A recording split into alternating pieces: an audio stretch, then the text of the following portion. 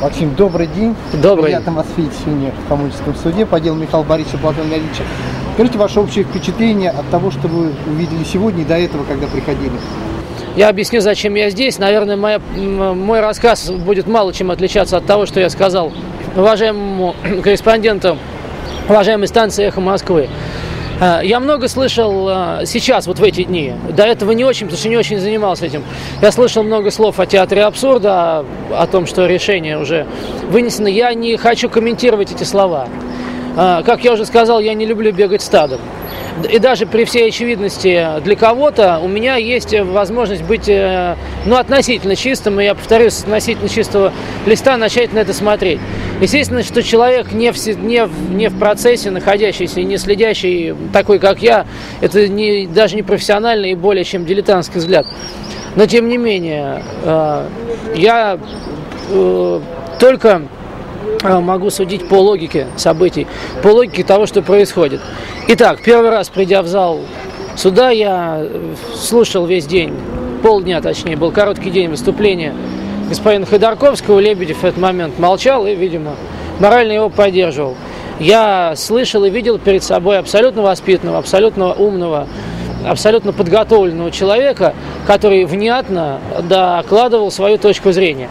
Я еще раз говорю, без личности, без аналогии, без намеков.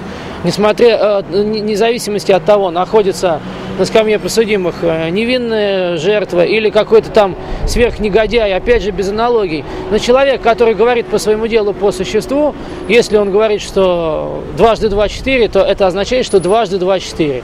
Но правда, если это он говорит просто так, это какие-то истинные, не имеющие отношения к делу, ну да, молодец, он знает, что дважды два 4. Но эти истины имеют отношение к делу. И тут я внутри себя, в своем мозгу, в своей душе захотел дать обвинению те же самые шансы. То есть я не мог и не формулировал свою позицию, не хотел формулировать свою позицию только на основе выступления Ходорковского.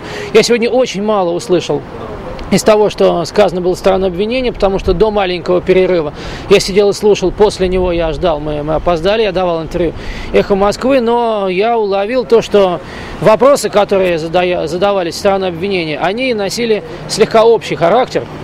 Я не в состоянии комментировать более подробно и более радикально, я не профессионал. Я ненавижу, когда высказываются дилетанты.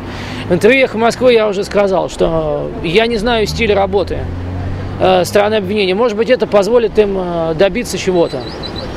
Может быть, какими-то суперпрофессиональными путями докопаться до каких-то истин. Я в этом, честно говоря, очень сильно сомневаюсь. Но одно дело я сомневаюсь, а другое дело я утверждаю. Вместе с тем, я видел и слышал, как Ходорковский на все вопросы отвечал внятно. Тот факт, что вопрос о составе, как это называется, скважинной жидкости задавался там, по мнению господина Ходорковского, 5-й раз, меня слегка поверг в легкое замешательство. Но, опять же, я не знаю, может быть, от количества вопросов меняется качество их ответов подсудимого. Это решать не мне, это решать суду. Пока я не увидел... Да, и, опять же, когда Ходорковский докладывал свою позицию и объяснял поведение, политику компании, все, что делалось в отношении полученной прибыли, как она декларировалась, как она распределялась, как это все... это докладывалось, доводилось до сведения широкого круга всех желающих, собственно, как минимум акционеров, если я правильно понял. То есть, по крайней мере так, если стояла на столе тарелка с котлетами и прозвучало обвинение, что Ходорковский и Лебедев стыбзили все котлеты, то если они доказывают, что хотя бы одна котлета на тарелке все-таки осталась, то это уже не то обвинение.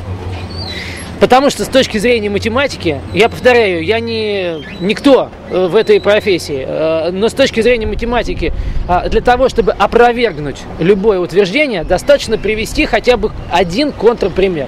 Соответственно, если Лебедев и Ходорковский математически доказывают, что в этой тарелке котлет как минимум одна, я повторяю, как минимум одна котлета осталась, то это означает, что обвинение нужно скорректировать.